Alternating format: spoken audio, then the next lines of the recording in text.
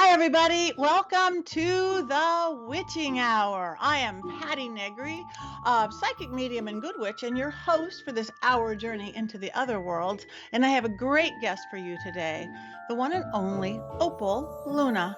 That's a great name. And she's going to talk about fiber magic. Do you know what fiber magic is? Well, you will. But before we get there, I want to do a catch up on the week. If you are listening to this when we first drop, the week of September 6th, happy Labor Day. I hope you guys had a great Labor Day yesterday. Um, and I don't have a lot going on this next week, but I want to tell you about what I just got back doing. I just got back from Michigan Paracon. It really was the biggest, funnest paranormal party on the planet. And that's a lot of P's. It was so much fun. I want to thank Brad Blair for putting it on. I've done a lot of Paracons, but I usually do them out west, and they're a little smaller because you're in an old mining town, because that's all we have that's old. We're at Virginia City or Nevada City or Hotel Leger. But this was like kabillions of people, well, at least 1,500, in a convention center in Sault Ste. Marie, Michigan. And everybody who was anybody practically was there. People were so sweet and so nice. I did a mediumship gallery in a very, very large theater. And the coolest part of that is the one thing that, I don't have my audience runner to run the audience microphone around. So the beautiful and amazing, and one of the people I idolize, literally, Cindy Kaza ran my microphone for me. So that's like having like a person that you love, admire, and idolize schlep all your stuff. But she was really good at it, and she was amazing. So I promised I'd do it for her the next day, and I did. We did an amazing seance with Tim Shaw, Reverend Tim Shaw, he's been doing seances as long as I have or longer, in like one of the world's best, and with Dig Hanglin giving us the play-by-play on the world's largest planchette on the most haunted Ouija board we could get out of the Historical Society Ouija Talking Board Museum.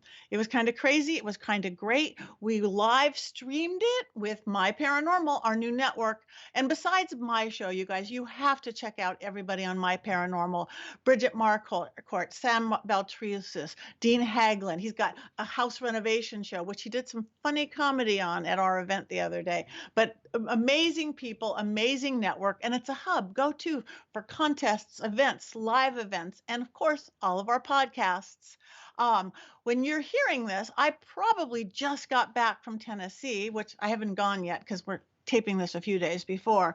But I'm going to be in Bristol, Tennessee, or I just was in Bristol, Tennessee, at a haunted Asian temple with a giant dragon table. You know me and dragons. I have dragons, and it's supposed to be some magically built by spiritual people. It's got a dragon on it. It breathes fire. And of course, it's really haunted. And I'm going to be with my friend Mandy and the Ghost Sisters. So people can come to our mix and mingle, but then all the boys have to leave. It's a girls only seance and paranormal investigation in Tennessee. So if you are a girl and you're in somewhere near Bristol, Tennessee, I hope you had a good time with me the other day. But other than that, I do not have classes this week because I'm taking a short break from my House of Intuition classes just because I'm going into travel season. I'm home like 0 weekends through Halloween and the first part of November.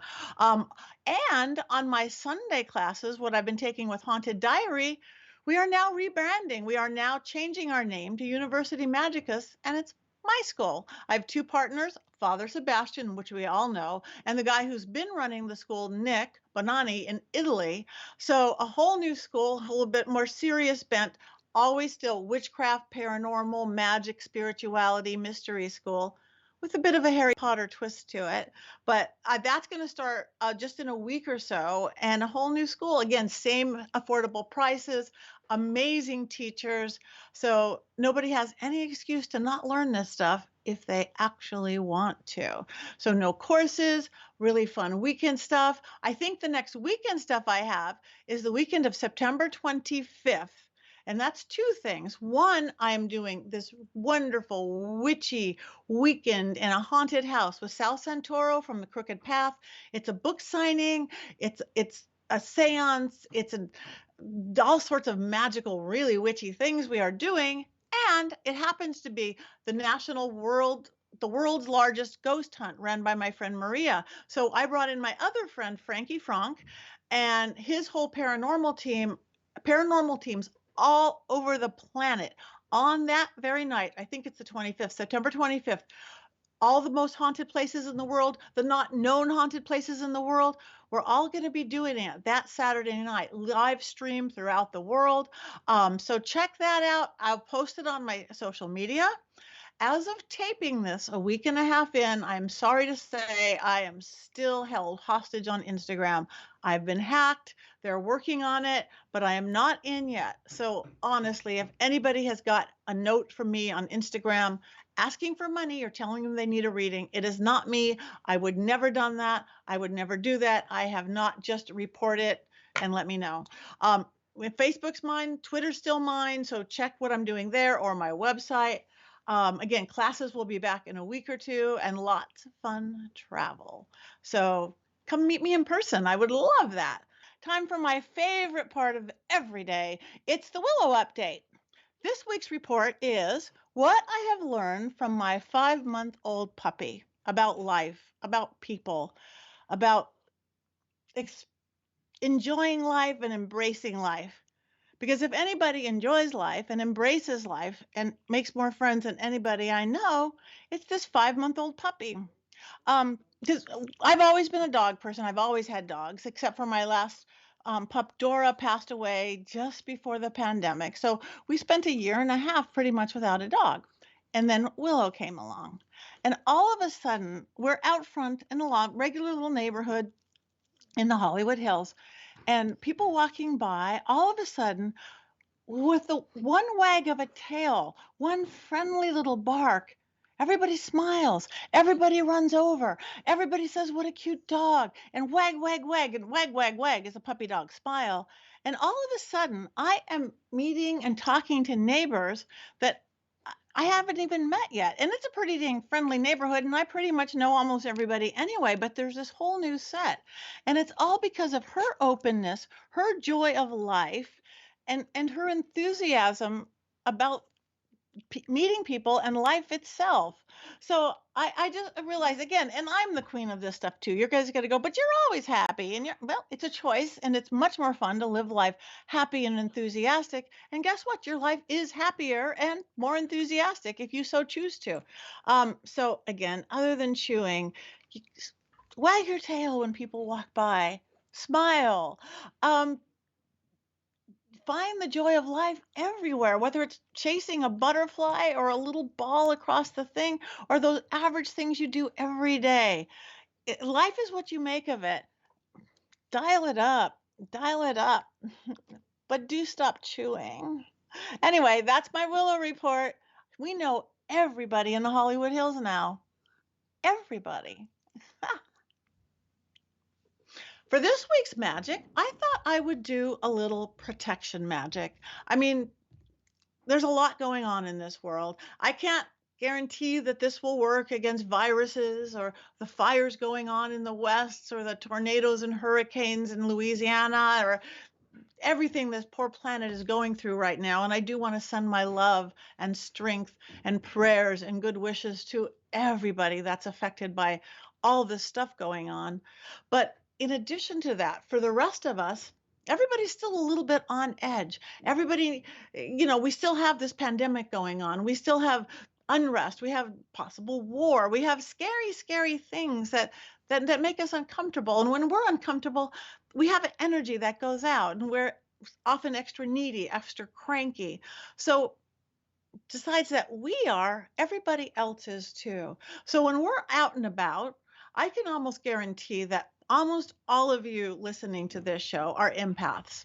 Empath means you take on other people's energy, that guy's headache, her angst, her sadness, and you don't know why, because people listening to this, you're in my world, the spiritual world, the witchy world, the metaphysical world, the paranormal world. We're special. We take on this stuff. We open that third eye. And when we're out there sometimes, especially in these crazy times, we're taking on this stuff.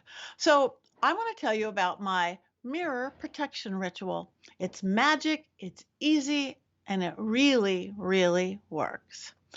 So the thing I want you to do is first, I always like to run it, light through your body first, because you don't want to be sealing in a bunch of cranky stuff yourself. And remember, energy is just as solid as anything solid, because nothing's solid. This isn't solid. Microphone's not solid. This wall, seventh grade science, remember moving atoms. It's all moving around anyway. So the same is for the other worlds, not just spirits, but the energy and the protections we create. So know the mirror we're going to talk about is just as solid and just as real as a real mirror. So the first thing I want everybody to do is run light through your body. Sometimes I do it like an explosion through the heart, like pew, like a little star. And okay, take a deep breath in. I want to get rid of my own crankiness just for a second, or just toxicness, or just imbalance, just for a second. And then I like to have a little physicality. I used to like snap my finger and I picture a beautiful mirrored egg all around my body. Mirror on the outside, whatever you want on the inside. A lot of people I know picture the Chicago bean. I do. I sometimes look through what people I'm working with, and I saw that for the first time, and I'm like looking through someone else's eyes, and I go, that is the strangest egg I've ever seen. And she goes, that's the Chicago bean. And I've seen it several times since. So whatever shape your egg wants to be, mirror on the outside. Now, I want you to empower that mirror. Remember, intent and desire is everything, that nothing negative can get into you. Nothing negative, whether purposely sent or not. Somebody else just empathic, their crankiness, their sadness, or somebody who is purposely throwing shade at you. Those energy vampires out there, those aren't the good kind of vampires I hang with. Those ones that suck your energy, some purposely, some not. But the ones that drain you. Again, it could be the people you work with or live with or hang with, or just people walking by on the street. So I want you, this mirror, nothing negative gets in. All the good stuff gets in, but nothing negative gets in. So when people are walking by, if they are throwing stuff at you, it doesn't affect you at all. You have this beautiful shield. The really cool thing about making it out of mirror is when versus cement or titanium or 48 feet of steel, is mirror is reflective. When people are purposely throwing it at you, like those jealous people or the envious people, those people that just make themselves feel better by making other people feel bad, and we all know those folks, that when they're throwing that at you, subconsciously, they are going to see how ugly they look. Just a little bit. As they're looking in the mirror, they're going to see throwing that shade at you, and they're going to see how unattractive they are. And guess what? Because it's a mirror, it's going to just a tiny bit bounce back and sting them. Just a tiny bit. You're not doing anything. And the best part of that even is they're going to sort of see through that mirror and see you in there protected. And you haven't been affected at all. You are sitting there lovey-dovey, and you could just send them love, send them anything you want, because you haven't been affected. So those people, especially throwing it on purpose, don't even get the payback of, wow, I upset them, I took their energy. They get nothing from it. So the next time they're going by, that they're doing it again, they don't throw that shade so hard. And soon enough, they give up altogether because it just didn't work. Now, it sounds really weird, and you go, that can't work. But try it. Now, it's kind of weird because we still have a pandemic, but we're going back. The best place to try this is someplace crowded. A crowded elevator is really great. A concert is really great when we get those again. But an elevator, we're getting back into elevators. But go into, say you're in a crowded elevator, nobody there probably even knows you. No one's throwing shade at you. Do your little breath cleanse. Do your little snap. I am covered with mirror. You will notice people literally in the elevator with you step back a little if they can, and usually smile at you because they're seeing their own reflection in the mirror, and it's nice. And they're seeing you through it, and they'll step back a little. And if they can't step back a little, like if you really are sardined in wherever you are, elevator, all of a sudden, your personal space isn't invaded. We always talk about the personal space. We have this area that we are. All that mirror protects your personal space. So that if they smile or they don't, and everybody gets out of the elevator and you haven't done it. So now that you know that it works with people who aren't even sending you shade, the next time you're with people who are with that jealousy, with that envy, with that throwing whatever it is that makes them feel better to try to get your energy, they can't have it. So give it a try. Beautiful mirror protection age. Um, beautiful mirror protection bubble. Egg ball. Sorry about that. I'm like, age. What's an age? I'm hearing myself. So it's a beautiful mirrored protection egg, kind of like a cone of silence. And I'm going to go back to that whenever I can. Shows my age horribly. Get smart. Cone of silence. I called it something else a couple of weeks ago. It's like that, only it's a full egg, and it really protects you, and nobody can hear you through it, or you can't hear them. Not the bad stuff. Anyway, that's your magic for this week. Remember, magic is everywhere. And remember, magic and ritual doesn't have to be big, complicated workings with candles and herbs and oils. It could be the snap of a finger and change of intent. But without further ado, let me introduce to you my beautiful guest. I'm so excited to learn this, Miss Opal Luna. Let's learn about fiber magic, shall we? This week we have a beautiful guest. Let me introduce you to Opal Luna. She's a longtime witch, crocheter, and teacher. She's also an active member of UUCFL and Moonpath CUUPS, which she'll have to tell us what that is. And you could visit her at fibermagick.com. Yes, Fiber Magick. So tell us about, you have a new book coming out, right? It's about fiber magic. So yes. What's fiber magic? Welcome, by the way, Opal. Thank you. Thank you so much. Show. Thank you so much. It's a pleasure and an honor to be here. Thank you for inviting me. Yes, I have a book coming out in November entitled Fiber Magick, A Witch's Guide to Spellcasting Using Crochet, Knotwork, and Weaving.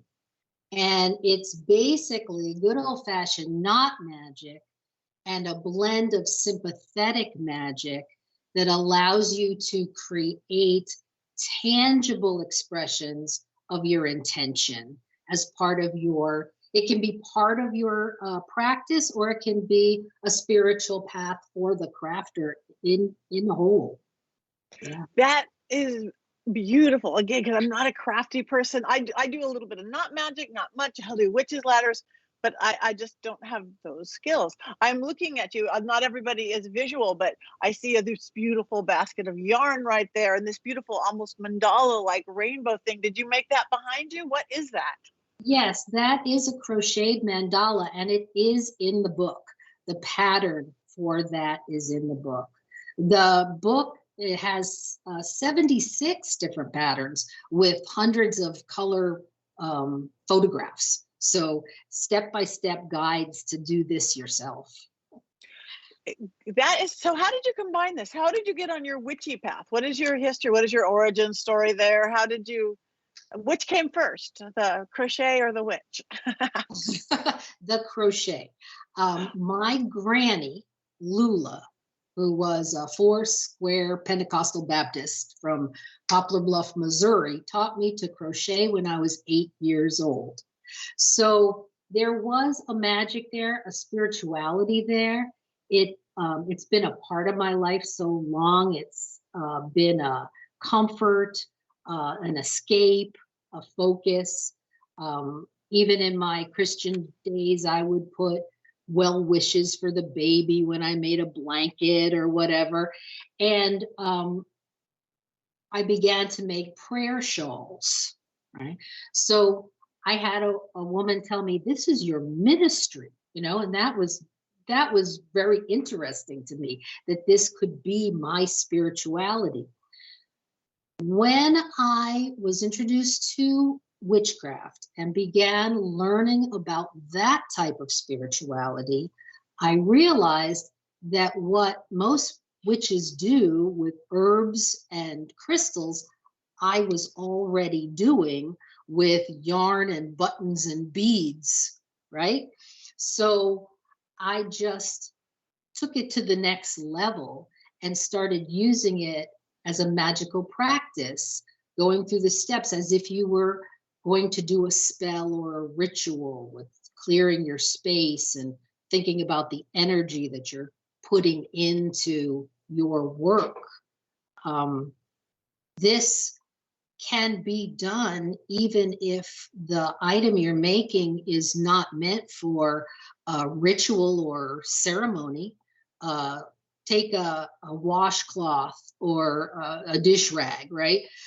You can crochet one of those quite easily. It's a very mundane item, but then you add healing to that item, and washing the dishes becomes a magical experience. You know, it's just a way to add more spirit into your everyday life. I love that. I mean, I do similar, but not with the crochet. Like I'll carve into my soap, so my rubbing soap on my body could be a magical experience. So I like that you do it into a dish rag or a dishcloth and stuff. And those of us who understand magic is, you know, spirit gets caught in knots. And you were sitting like what knot magic is. So you're sitting there nodding. So when you're crocheting, whether it's a washcloth or a blanket or a prayer shawl, are you almost in a magical state, or you know, a sacred state as you're working? Are you putting that intention as you crochet, crochet, Yes. crochet? Yes, yes. And you can get there by using the same steps you would in basic magic. Clear your circle, cast your circle, draw down spirit and raise energy, and then have that come through your hands into the item that you're making. Also in the book, I have gone deeper into the correspondences that you would use in sympathetic magic, meanings for the numbers, because we do a lot of counting when we do crochet, knitting, a cross stitch, you know, it's all counting. So what do those numbers mean? So there's a certain amount of numerology that you can glean from this, and add that layer. It's like layers and layers. You know what I mean? The color of what the yarn is made of. Is it cotton? Is it bamboo? What does this all mean? And it makes a recipe. Oh, like the kitchen witch that makes something for you to eat, the crafter witch, the fiber magician, that's what I call my students. The fiber magician makes things for you to wear or look at or share with other people. It's the same idea. I love that. So if somebody, okay, so say somebody again, they're maybe they're new on their path, they're looking on their path, and they're going, wow, I haven't even thought about crocheting or knitting or not magic along the way. Of course, when getting your book come November is really great. So do you would do, like, say if I was going to a crystal store or herbs and apothecary, and I'm going to feel out, oh, I need some mugwort, I need some this. Do you have people do that when they go to a yarn store, say, what you're led to material wise and color wise? Yeah, oh yes. When I go into the yarn store, I'm looking at, first of all, what the fiber I'm using, cotton or what have you, and the properties of that, the color that it's in. I also love the spirit of the yarn. I look at the names. I'm like so attracted to the names of the yarn, like a camouflage or a sunset. If I make a dragon from that yarn, I name him Sunset. And right from the beginning, I'm talking to him as I'm creating him. And he's going to go to someone who needs him. I get a connection, especially when I know who I'm making something for, and I'll keep that connection. I'm a Reiki master as well. So I'll keep that connection as a long distance Reiki bank. And sometimes that little dragon or poppet will pop into my head, and I'll think, maybe that person needs a little zhuzh, you know, and I'll send them a little long distance for the greater good, and if it's still acceptable. But I figure if you bought something that I made for you, then you're open to my magic. Yes. You know? Yes. You've already asked for the magic. You've got permission. Yes, So most people say yes, please. So my work comes with a maintenance plan. So what? Okay, I love that. Then we'll get into what I was going to point. I see a little like angel or something behind you. So you make. You mentioned dragon. Oh, is that a mermaid? Oh, again, not everyone could see that, but it's like this is the hippie goddess. Okay, the pattern for her is in the book. Not necessarily a hippie. It's just the basic modern goddess shape. with the cone up, and then the waist, and of course buxom, and the arms over the head. And you can put a mermaid tail. There's a mermaid tail in the book, so you can add that to it if you like. And then every project in the book goes with your intention. You embellish it your way. And she could be a hippie, she could be a goth. I've made them springtime. Just you're only limited by your own imagination, really. So that this goddess can stand on your altar or can be given as a gift. I call them my emotional support poppets. I mean, that is the most beautiful fancy puppet I've ever seen. So you really do use them as magical dolls, like you would charge Yes. a puppet or create a spirit out of it, a fetish or something like. Absolutely. If someone were to order a doll like this, they could choose what herbs I would put in the stuffing, and even crystals. And then, of course, you've got her jewelry. She's got a turquoise headband and a peace sign around her neck. So you can add more and more intention as you dress her up. That is the cutest thing I've ever seen. And I have honestly, yes, I've been under a rock, never seen anything like that. Yeah, when I heard you made dragons, because I'm kind of a dragon girl, and well, I'm also a doll girl. I'm Pop Poppets doll. I'm a doll collector of everything. So I guess it's limitless to your imagination, like you were saying, right? So yes, absolutely, yeah. And do you work? Go on. Oh, and the need that comes. I love a good challenge. So I have actually made dogs and cats that look like someone's puppy that went over the Rainbow Bridge as a remembrance poppet and things like that. So there's no end to the healing work that you can do with this skill. And it doesn't have to be crochet, although I'm a big advocate for crochet, and I've taught thousands of people to crochet, I think, but it's not for everyone. But knitting and all fiber magic can be done with any, fiber art, but also like you were saying, you carve. Okay, what about a pottery where you are conscious of the type of clay you're using, and what color it is and how you're going to fire it. You can still use these same principles in pottery, painting, anything. Wow. That is amazing. So I'm sure people can feel it. Like if you have things, like you said, healing even in a dish rag or something. Do you still do like shawls and like sacred robes and things that people can do? Or I'm picturing like a energy poncho, a health poncho. I'm picturing, right? Couldn't you do stuff like that? Absolutely. I'm still making those prayer shawls. I'm still making blankets for hospice. There's plenty of my little lap gans in the circulating in the hospice, bringing comfort where they can. And the book goes into spells and ways that you can do it so that you can either attune them to a person or to a situation so that they can be just let go in the world to do good. Always that good. Is amazing. Because I never thought, again, I'm not that artsy crafty person, but a decade or 2 decades ago, when first those little, not first, because they were in from the 60s, well, they were on forever, little crocheted like poncho-y type things. Those became my like protection thing in my work, because I do a lot of work other side of the veil, and I go into non-spiritual groups and my paranormal stuff. And if you can't always put on your cloak, your cape and your cloak, I started wearing these little like kind of crocheted, not even like handmade for me or by anything. And they were just in themselves, the little bit of intention I put in them were so protective and magical. I just knew the second I put them on. But had I known something was made by the artist, by the witch, by the crocheter, who with every knot is putting those attributes, I can only imagine. Yeah, that could be a good protection.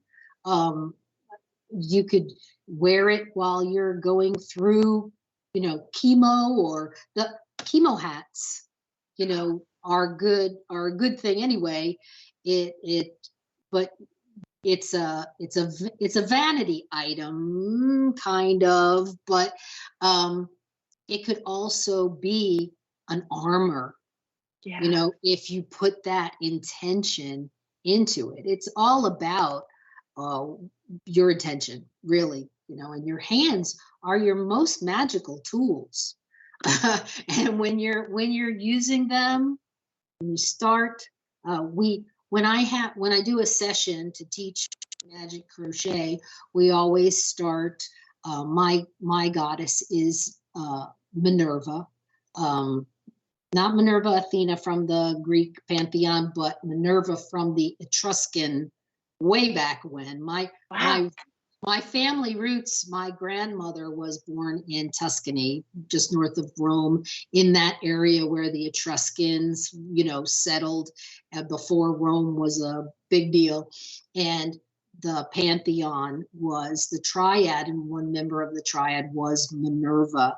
And that, she's everything to me.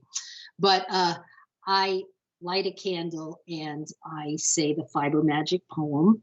A picture in the mind so clear, it must travel down the artist's arm and come alive to greet the world as clothing fair or blanket warm. Hidden deep beneath the threads, love so strong it will not fade. So much more is passed along when we give life to that handmade. Oh, blessed be. I just got goosebumps all over. Every word, every sound coming out of your mouth was pure magic. I see the magic you put, I see the magic you put into everything. So when you're doing attributes, you said that you go by color, which is how we do in the correspondences. You go by the kind of material, if it's a cotton or a silk or a bamboo. Do you work, once you do that, do you work with deity like Minerva? Do you work with elements like, oh, I need a little water element here, or fire, or things like that? Or how do you kind of put it together? Well, funny you should ask. I have actually assigned the 4 major crochet stitches an element. Would you like me to show you? Yes, I would love for you to show me. Yes. So I can explain it as I go for those who are not, you always start with a slip knot, okay, and a foundation chain. So to me, the foundation chain is it's like earth, because it is so, it's your foundation, right? So you've got this foundation that you lay everything else on, that's your earth. Now, right above the earth, you do a single crochet, and laying on the land is the water. So this single crochet is your water that you put right on the earth. And so when you are making something, if you want the element of water, you can use this stitch even if the thing is going to be red. Like maybe you use different colors, but you still get the water in there. I love that. And those of you who can't see, who are just the audio, the magic with her fingers are just like a ballet dancer. What you're doing, again, I would look like a lumberjack doing that, but the ease of, wow, you're knit. So okay, earth and water. I'm just okay. I try to remind people, I've been doing this for over 50 years. So if I wasn't good at it by now, I should have tried something else. So don't be intimidated. I think that people can learn this. It's not. I mean, this, before the industrial age, every child had to learn a skill like this. It was necessary. Right now, it's extra. Okay, so now we got fire. Yes. Fire is a half double crochet because you yarn over, put it through the stitch, yarn over, pull up, yarn over, pull through 3, and it dances like a fire, dances like the fire, like this, but it still makes a nice material, so that fire is like a wall, like a very, I like this. This is my favorite stitch, really, my half double crochet. But then you want air, you go up to the double crochet, yarn over, insert the hook, yarn over, pull through, yarn over, pull through 2, yarn over, pull through 2. You're way up in the air with this stitch. It's a tall stitch. And it actually, it lends itself to weaving through. Wow. So if you make something out of the air, then you can weave another material through the stitches. That is beautiful. So you're sitting there putting the elements of water, the flow of things into your thing, the fire, you're getting the passion in there, all with a stitch. That is brilliant. No matter what color you're using or material you're using, you can add a little oomph of a certain element, just like that. So you set it up in sacred space, like you said. You create your sacred area to do it. Do you do some kind of a charge at the end when your piece is finished, whatever that is? Send it up to the heavens, or? Yes, you know, you bless. You have a little blessing ceremony, and you tell the energy that you've put into this object what its purpose is and who it's for. You know, I try to be creative and have a little different way of blessing each item in the book. So each pattern takes you from preparation, doing the project, and then blessing the project, start to finish, in a magical way. Yeah. Right. Which is, to me, works the mind, body, spirit, because you're creating what is the idea, what color you're getting. The body is you're doing the working, and the spirit is the blessing thereof. It's just like creation working dispatch to me and what a spell working is. So, that is so cool. So what are kind of things, now I'm looking at a candle. Is that a crocheted or knitted candle holder that I'm looking at? Candle cozy, yes. Oh my gosh. This pattern is in the book, and the pattern for this sigil. Oh, let me talk about sigils. Please. I can crochet sigils, and I was questioned on that point at first, but the way I explain it is that a sigil is a big energy brought down to a small place that can then be released when needed. Yes. So when we crochet a sigil, we are taking a big idea like peace, and we are putting it into this small space. And I go through in the book, as you do the stitches, what you should be thinking, inner peace, outer peace, as you're doing all the steps to it.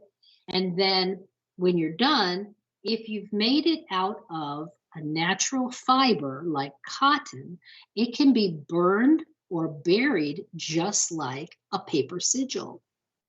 So it works.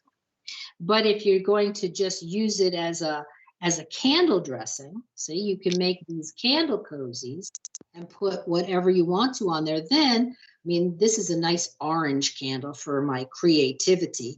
But if I were going to go to the dollar store, say, and pick up a bunch of white candles, I could make them into anything I needed, just like that. And it's instant candle dressing.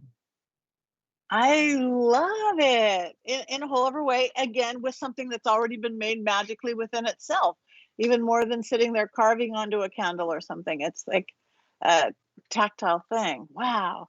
Yeah, so you said you like a challenge. What are some of the biggest challenges you've had, either from people that hiring you to do it or that you've created yourself?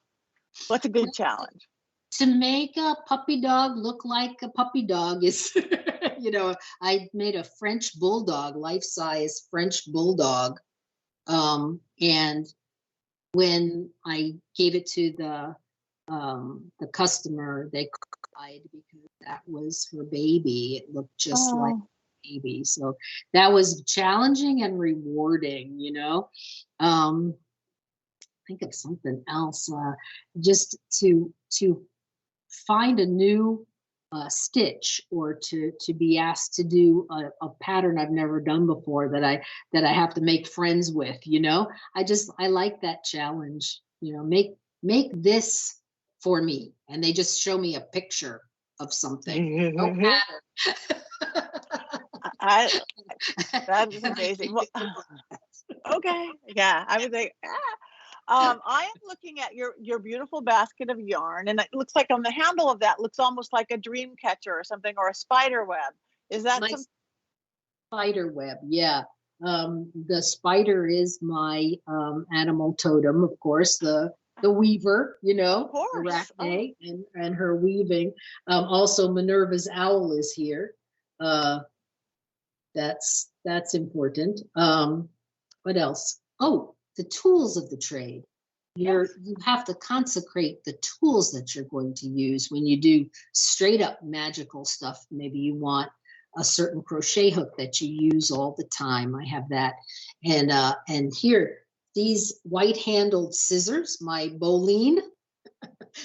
Look at that carved, it's a curved blade. A Boline is a white handled knife with a curved blade that's used for snipping herbs and things during magical use. So I found myself a pair of scissors that reminded me of that, and it became my Boline that I snipped little pieces off of. That is beautiful. Fun. So of course your tools, like your athame, your wand, your chalice, it's your scissors, yeah. Your hook would be your wand, your yarn needle would be your athame, and your scissors would then be your sword or your Boline. Sure. Wow.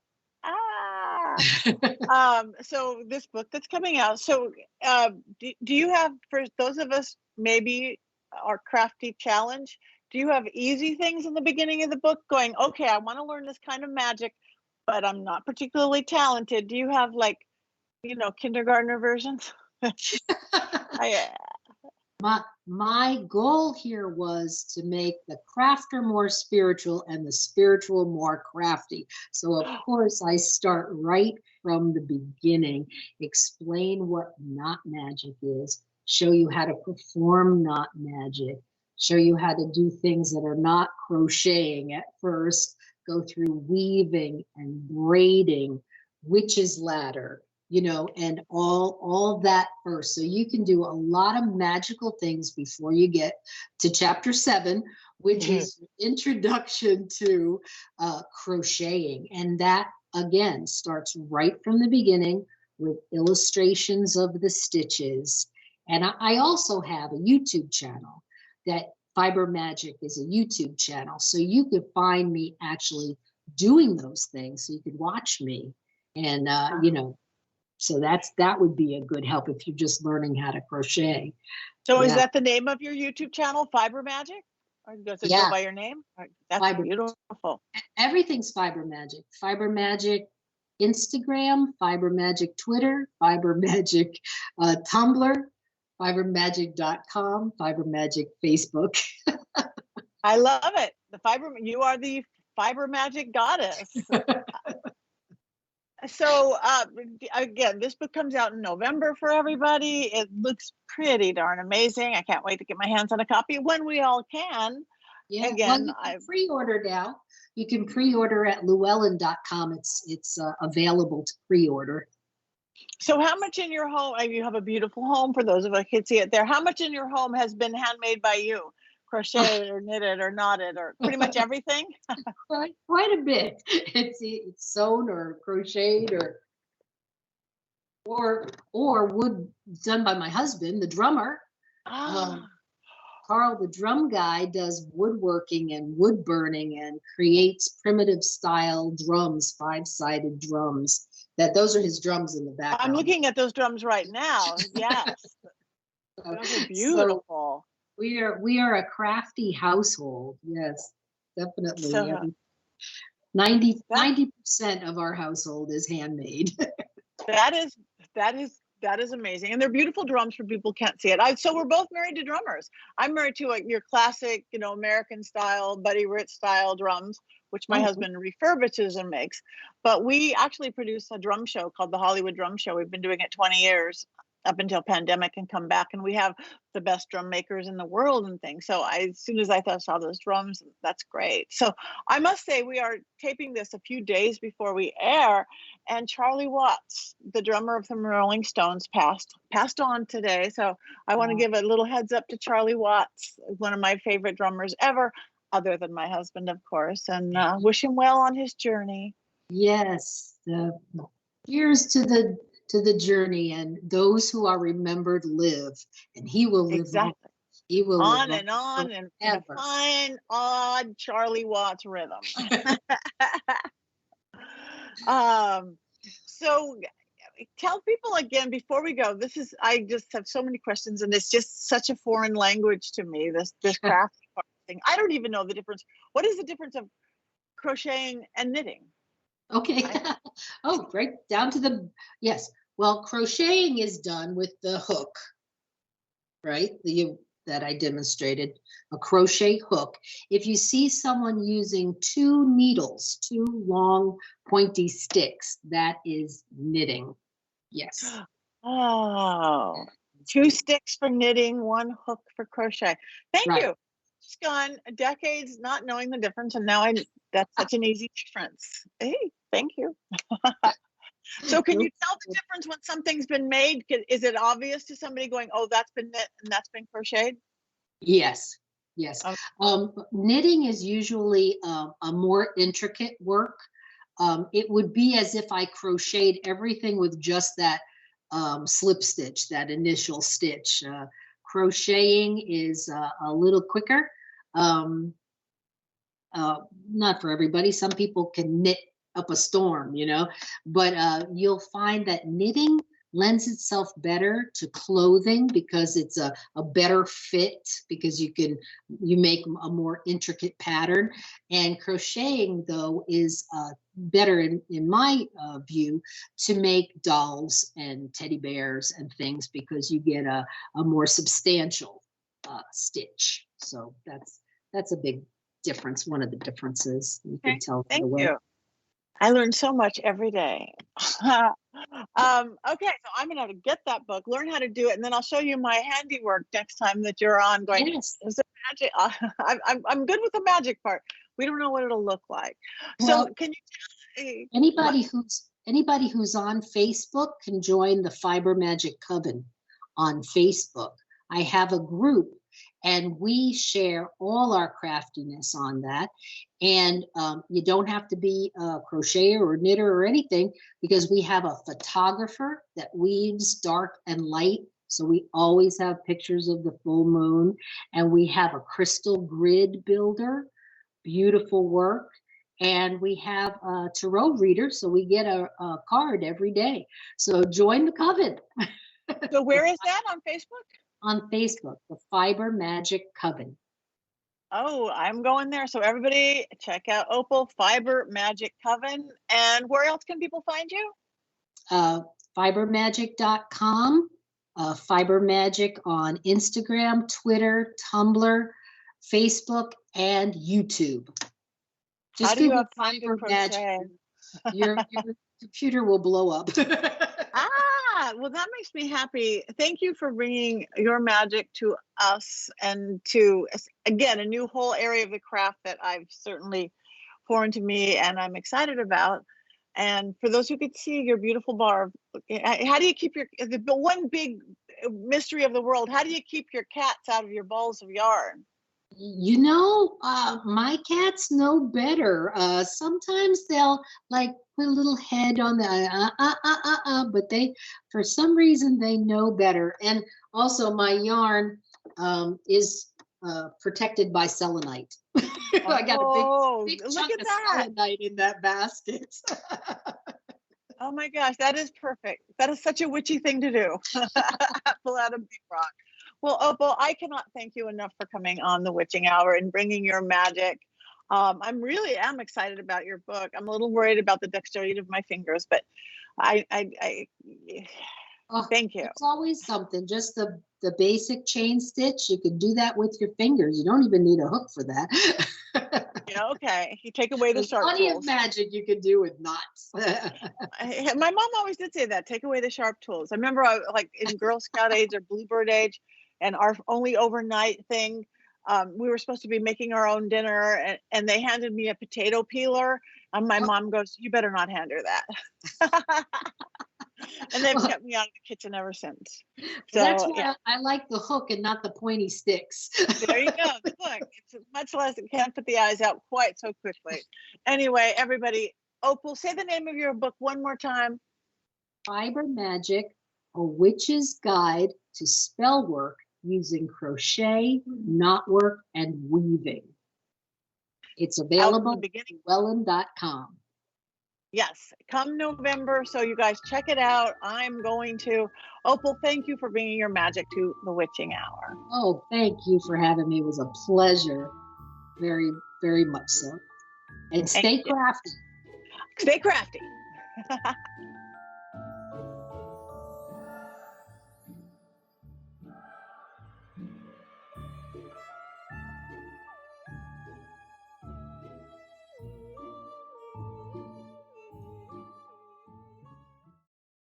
My Paranormal Network.